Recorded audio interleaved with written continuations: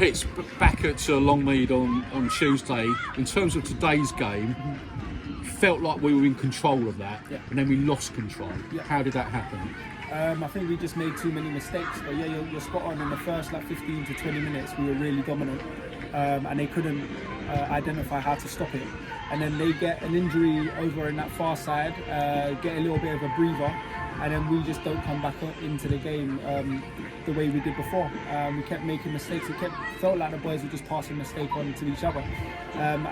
We got to half time, but unfortunately we lost Waggy early on, and then it becomes an uphill battle from there on. I've got to ask you about the incident with Scott Wagstar. Scott seemed fired up from the word go. Steyning seemed to play on that, almost intent to wind him up. Scott seemed to react. Got his marching orders. Is that how you saw it? Is that an unfair assessment? I think he's hit a tackle in the first one where he gets booked. He's tried to hit a tackle that he was a little bit late on, and then in the second one, it comes across as a collision where his foot's too high.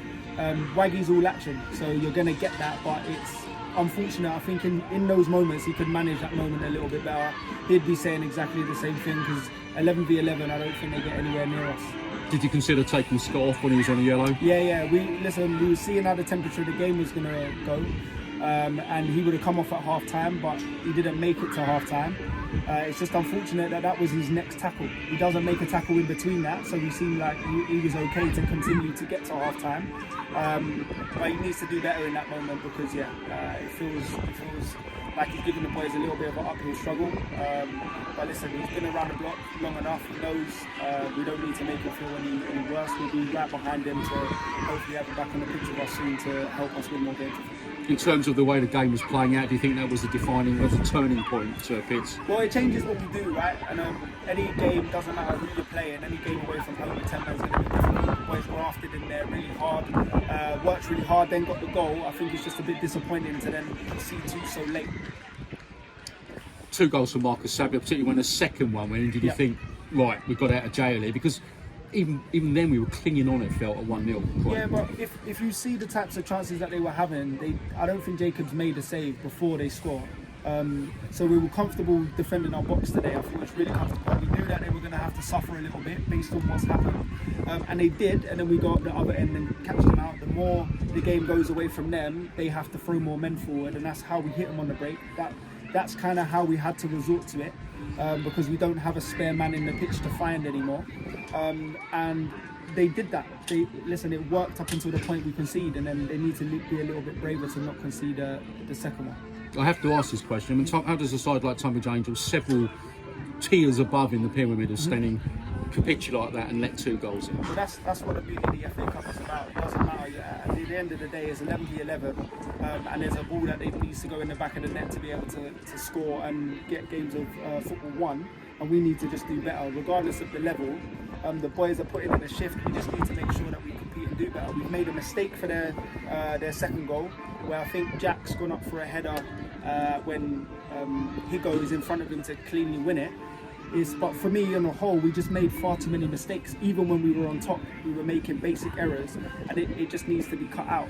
Any game of football, regardless of the level of the opponent you're playing against, you have to do better.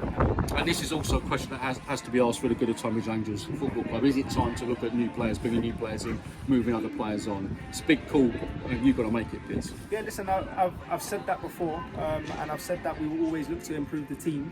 It's in moments like this that people cling on to stuff like that, because otherwise we come off 2-0, no one says anything about moving players on.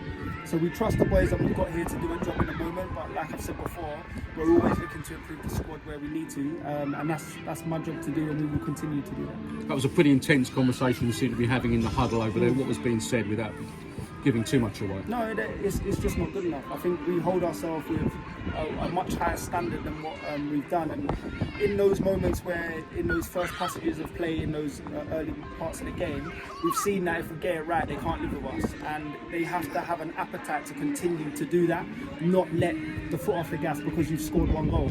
The game isn't finished in the first half, and they need to be able to replicate those ideas and getting us into those areas way more often than we did. Like I said, I think circumstances allowed that game to come back into what it was.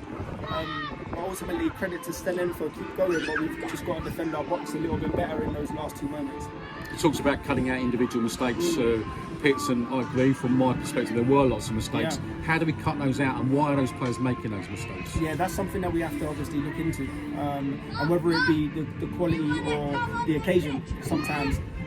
But for us, it's not good enough. They will understand that it's not. They already know from the huddle in the back. But again, it's changes that we will make for the next one on Tuesday, because now we've got a game to prepare for, rather than putting that game to bed and then having 2 training sessions before Worthing, because that's going to be another tough test.